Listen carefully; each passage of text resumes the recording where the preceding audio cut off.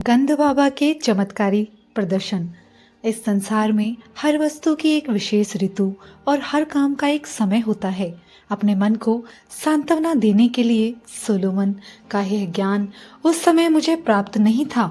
घर से बाहर कहीं मैं घूमने जाता, मेरी आंखें अपने इर्द गिर्द मेरे लिए नियत गुरु को ढूंढती रहती, परंतु मेरी हाई स्कूल की पढ़ाई पूर्ण होने तक मेरी उनसे भेंट न हो सकी। अमर के साथ हिमालय की ओर पलायन और श्री युक्तेश्वर जी के मेरे जीवन में आगमन के महान दिवस के बीच 2 वर्ष व्यतीत हो गए। इस बीच में अनेक साधु संतों से मिला। गंध बाबा, बाग स्वामी, नागेंद्रनाथ भादुड़ी, मास्टर महाशय और विश्वविख्यात बंगाली वैज्ञानिक जगदीश चंद्र बोस। गंध बाबा के साथ मेरी भेंट की 2 भूमिकाएं थी। इनमें से एक सामंजस्यपूर्ण थी और दूसरी विनोदपूर्ण। ईश्वर सरल है, अन्य सब कुछ जटिल है। प्रकृति के सापेक्ष जगत में निरपेक्ष मूल्यों की आशा मत करो। जब मैं मंदिरों में काली माता की मूर्ति के सामने मौन खड़ा हुआ था, तब यह दार्शनिक निष्कर्ष कोमल स्वर में मेरे कानों में प्रविष्ट हुआ।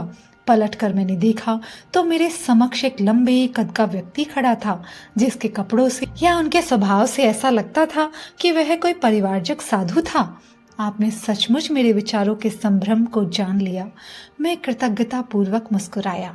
प्रकृति के कल्याणकर और भयंकर रूपों की उलझन ने, जिनका प्रतीक काली है, मुझसे अधिक बुद्धिमान लोगों को भी असमंजस में डाल दिया है।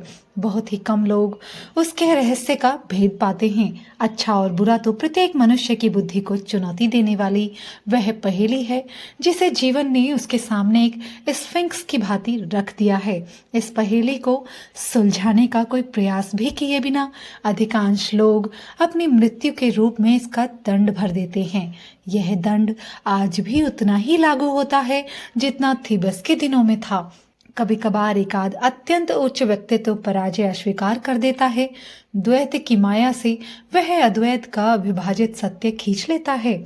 आपके शब्दों में दृढ़ विश्वास दिखता है महाराज।